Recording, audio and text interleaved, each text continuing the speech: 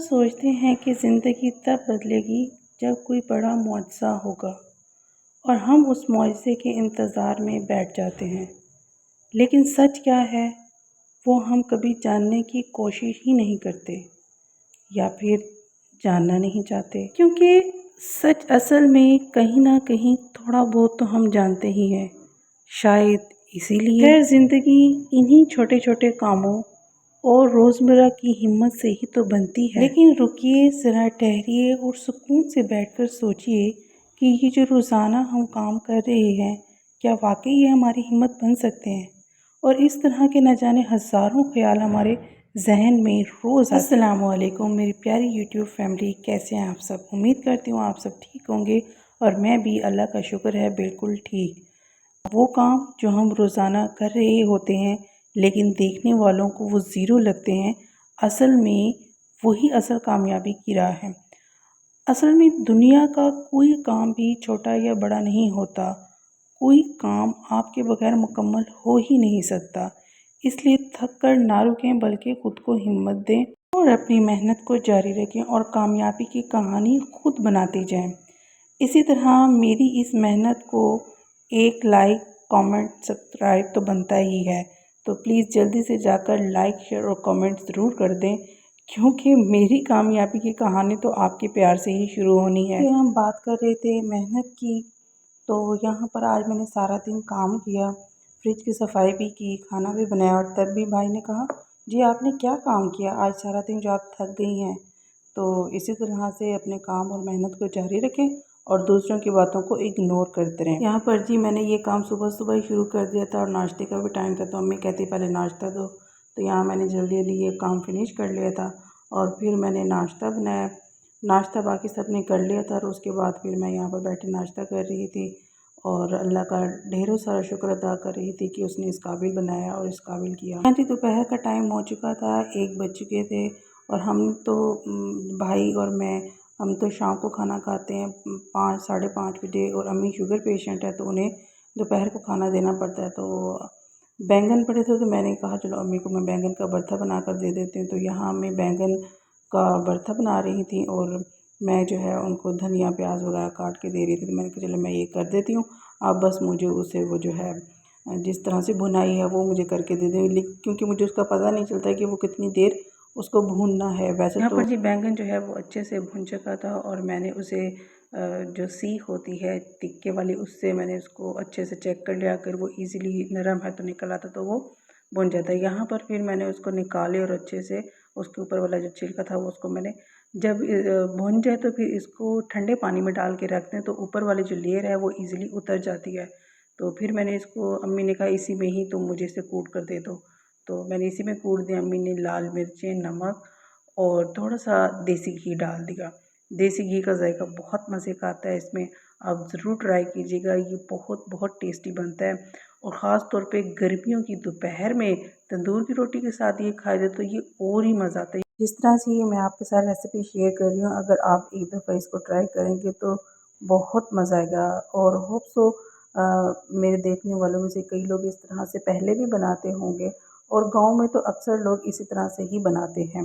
तो यहाँ पर अम्मी ने थोड़ा सी दही भी इसके अंदर ऐड कर दी, तो बहुत मज़े का बना था। हमने तो खाया और तंदूर की रोटी के साथ मज़ा ही आ गया। फिर मैंने प्याज, धनिया और सब्ज़ मिर्च ताज़ी कट करके इसके अंदर डाल दी और ऊपर से देसी घी डाल दी। देखिए कितना मज़ेदार लग रहा है। लो जी, आज की हमारी किस्मत, हमने भरता बनाया और तंदूर वाले ने तंदूर ही नहीं जलाया। चलो जी कोई बात नहीं, नेक्स्ट टाइम अब हम देखेंगे कि तंदूर वाले ने तंदूर जलाया तब हम ये भरता बनाएंगे। यहाँ जी मैंने अम्मी को एक रोटी डाल कर दे दी और अम्मी ने भरते के साथ खाई और अल्लाह का शुक्र है कि अम्मी ने अल्लाह का शुक्र अदा किया और उनकी तबीयत सही रह गई, क्योंकि थोड़ा देर हो गई थी मुझे। चलें जी, आज की हम अपनी स्पेशल रेसिपी आपके साथ शेयर करते हैं, जो कि है हरी चटनी की रेसिपी, जो दोपहर में यानी कि गर्मियों में मस्त है कि वो ना बनी हुई हो तो खाने का मज़ा नहीं आता दोपहर का। आप इस चटनी को 1 हफ़्ते के लिए फ्रिज में स्टोर करके रख सकते हैं, इस कोई ख़राब नहीं होगी और ये बहुत मज़े की है। अगर आपके घर में कोई शुगर पेशेंट है, बीपी पेशेंट है या अगर आप डाइट पर हैं तब भी आप ये चटनी यूज़ कर सकते हैं। आप चाहें तो इसको ऐसे भी खा सकते हैं या इसको दही में मिक्स करके भी खा सकते हैं। तो यहाँ पर जी मैंने धनिया ले लिया, पुदीना ले लिया और 2 लहसुन के जेवे और एक लहसुन के बराबर अदरक का एक छोटा सा टुकड़ा ले लिया।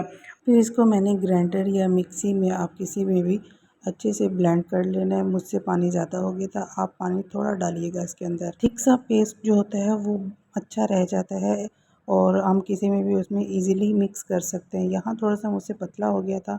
अब आप इसको ऐसे भी यूज़ कर सकते हैं और दही के अंदर भी डालकर यूज़ कर सकते हैं। अब आप चाहे 1 चम्मच डालें या 2 चम्मच डालें, ये आपकी अपनी मर्ज़ी पर डिपेंड करता है, लेकिन इसका टेस्ट बहुत मज़े का बनता है। आप ज़रूर घर में ट्राई कीजिएगा और गर्मियों में दोपहर के खाने के साथ इसे ज़रूर खाइएगा। ये रही बहुत ही मज़ेदार चटनी। ये चटनी जायके के साथ साथ सेहत के लिए भी बहुत ही बेहतरीन पैकेज है। इसमें पुदीना और अदरक हाज़मे को बेहतर करता है और मैदे को ठंडा रखता है। लेकिन अदरक जो है वो थोड़ी मिकदार में, अगर ज़्यादा यूज़ करेंगे तो फिर ये प्रॉब्लम भी कर सकता है। टाइम कितना जल्दी गुजर रहा है पता ही नहीं चलता।